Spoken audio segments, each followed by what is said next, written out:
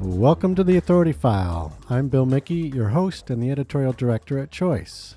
My guest for this series is Dr. Sarah Elaine Eaton. Sarah is the editor of a new book series from Springer Nature called Ethics and Integrity in Educational Contexts.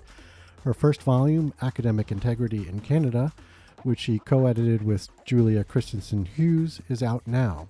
She's also the editor-in-chief of the International Journal for Educational Integrity and a faculty member at the Workland School of Education at the University of Calgary. Now, you might hear educational ethics and integrity and think, yeah, we could use some of that, or where do we even start? But we're actually talking about a field of study, one that is multidisciplinary and has lately extended quite far beyond its traditional and more narrow academic integrity days. And that's what Sarah is here to talk about.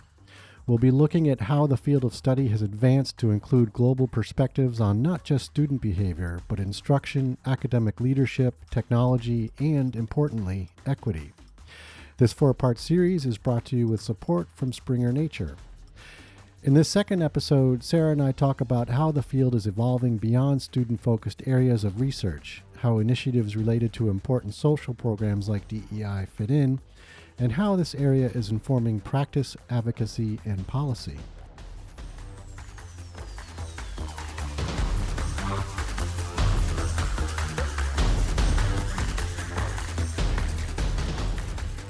So, kind of riffing on that, actually, it seems like the field has historically focused on student conduct. Have we seen a shift to more expectations of faculty and institutions as well? I think this has been a major shift over the past 10 years. Many of us who work in this field are advocating for a multi-stakeholder approach in which students, educators, administrators, and others all have different but complementary responsibilities. So I'll give you an example. As an educator, one of my responsibilities is to assess my students in ethical ways. That means having an assessment that actually reflects what the students learned, ensuring there's criteria for assessment, giving students the opportunity to get feedback on drafts of their work, so formative assessment in addition to summative assessment. So those are examples of educator responsibilities. So my responsibilities don't start when I think there's been an incident. It starts well before that and positioning my students for success. So it's more preventative than reactionary, I suppose. Yeah. Yeah, and also proactive, right? I Mm-hmm. mean, I often tell my colleagues, you just because you have an academic integrity statement in your course syllabus, that does not absolve you of your responsibility of actually talking to your students about academic integrity. That we don't get off the hook just by having a one-liner in our course outlines. Right. Very true. What are what are some of the non-student focused areas of research? For example, admissions fraud or fake credentials, educational technology. The non-student focused areas of research are huge. So, when faculty plagiarize, this is an area of research that is understudied. We see media reports about this. I think we've seen reports even in the last year, for example, about university presidents that might have plagiarized their commencement speeches, and that might not fall within research, but it certainly falls within educational leadership. Right. We have a lot of folks reading news stories about that, but we don't have a lot of folks researching that. It can be difficult and even dangerous to one's career to research one's president if they plagiarized, for Yeah. example. I bet you can appreciate that. But certainly with Mhm. things like admissions fraud, we've seen Operation Varsity Blues in the United States bring some awareness around this issue. So one of the books we actually have coming out in our book series is around fake degrees and the extent to which this is a global and worldwide problem. And what does this mean for our society if people have fake degrees? So this area of research is broad, and there's a lot of possibilities for folks who want to get in on this as an area of research. So then, how you mentioned sort of the research being applied? How might this area be applied to into practice and policy?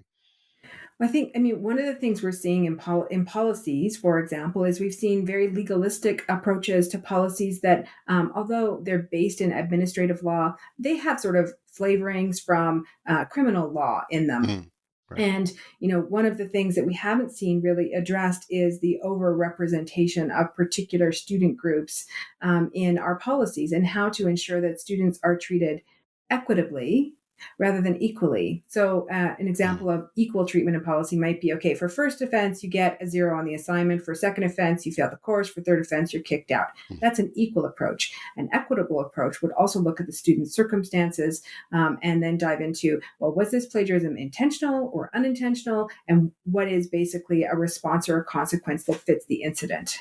Right. Yeah. Speaking of that, equitable versus equal, how do initiatives related to important social programs like DEI, for example, fit with this field of study? What would be some of the ways educational integrity directly links to social justice, for example? One of the things we're finding in our policies, for example, is that most colleges and universities don't collect data, demographic data, about the students who are reported for academic misconduct. So there has been some research that's come out of the United States and the UK in particular that shows that Black students in particular are reported more often than their white peers for academic misconduct. So I should Hmm. clarify that being reported and actually committing an act of misconduct are not the same thing.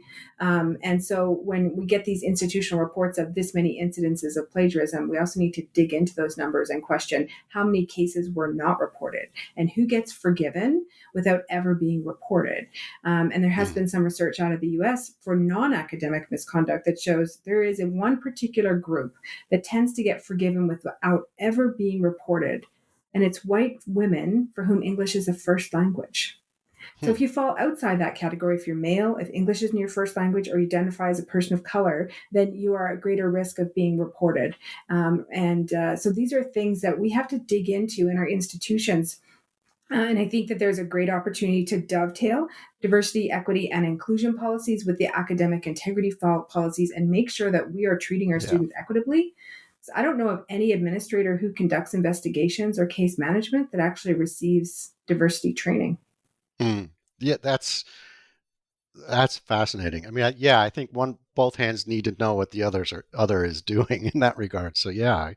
Um, so then, does technology now tend to be the biggest influencer of ethics issues? What are some of the positive and negative aspects of this? How does it help? How does it create problems?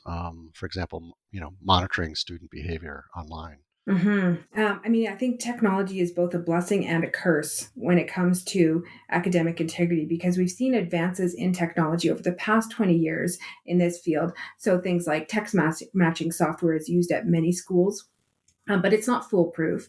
And it's not, again, a way for an educator to say, oh, well, we've got text matching software. Now I don't have to do any of the work related to identifying plagiarism in a student's work or reporting it. And so there's this idea that technology can be this silver bullet.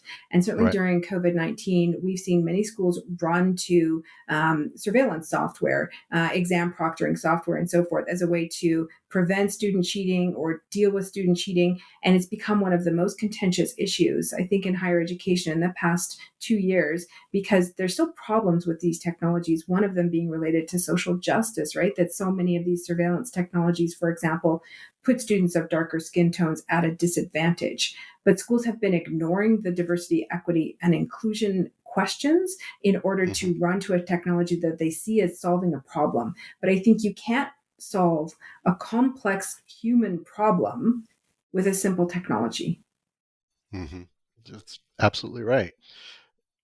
So, how is this area currently informing practice? We've talked a little bit about this up to this point. Informing practice, advocacy, and policy. Have you seen faculty or administrators adjusting strategies or teaching styles to reflect findings in the field?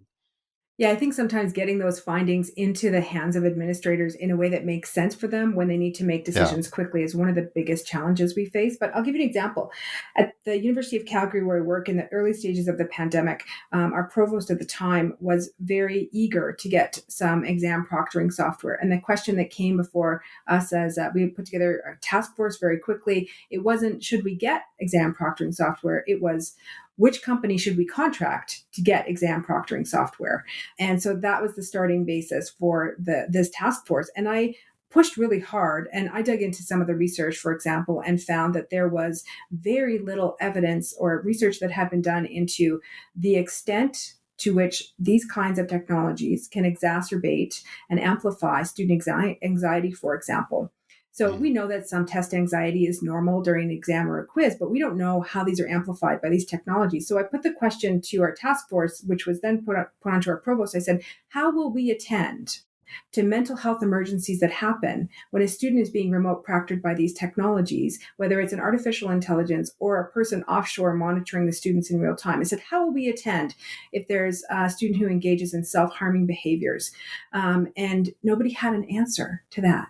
And that stopped the entire project in its tracks, because mental health is one of our campus strategies, and focusing on student mental well-being is a key priority for our institution. And they said, we don't have any strategies, and we don't have time to adapt our strategies or make sure that we've got those in place. So they ended up abandoning the idea of test proctoring software, because there was no evidence to show how this might or might not affect students, and how schools had dealt with mental health emergencies that resulted when these technologies were being used. So that was a key aspect that stopped our provost in her tracks, and the whole project was disbanded. That's interesting. Is that a practice that, or sort of a realization that tends to happen in sort of non-technical situations, or is that sort of, are those concepts pulled in as you're thinking about sort of, traditional proctoring, context? Well, I mean, it's a great question, right? If we have exams in our traditional sort of exam halls at a university or college at the end of the term, there are human beings there who are watching the students. We can monitor the students. We can see them even outdoors in the hallways. We've got campus security on hand. We can call 911 if there's an emergency. We have all kinds of ways to support students. But when all of that moves into remote environments where students are in their home, maybe alone, without anyone there to support them, that changes things completely. So these were key things we hadn't thought about. And so we're starting to think about the ways in which we support students with their learning and their well-being, and treat them as human beings while still upholding academic integrity. Okay. So this is, it's a real change from, just thinking of how do we stop students from cheating, but how do we treat students as human beings through their whole learning process? It's a very different focus.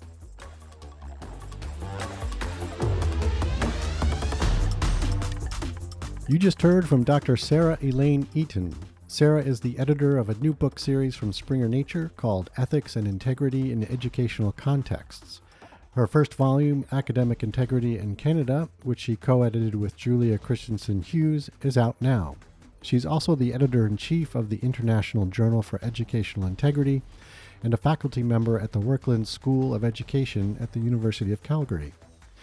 Join us next week when we'll talk about some of the most pressing challenges the field of educational integrity is facing today, with a special focus on artificial intelligence and emergency remote teaching brought on by COVID-19. This 4-part series is brought to you with support from Springer Nature. I've had my career mainly focused on online teaching since about 2011, and one of the key things he learned very quickly is you simply cannot transplant an in-classroom assessment to an online environment. It requires a whole different way of thinking about how we engage in teaching and learning and online assessment. And also, in terms of the ethics of all of this, what is ethical assessment in an online environment? I would never dream of giving my students a multiple choice quiz, that was a major part of their course mark for the entire semester in an online environment. It doesn't make any sense. There's better, more interesting ways, right? If you like what you hear, rate us or give us a review on your podcast platform of choice. As always, sponsorship and advertising for the Authority File podcast are handled by Choice's advertising manager, Pam Marino, and all of our episodes are produced and edited by Choice's digital media producer, Sabrina Kofer. That's all for this week. Thanks for joining us.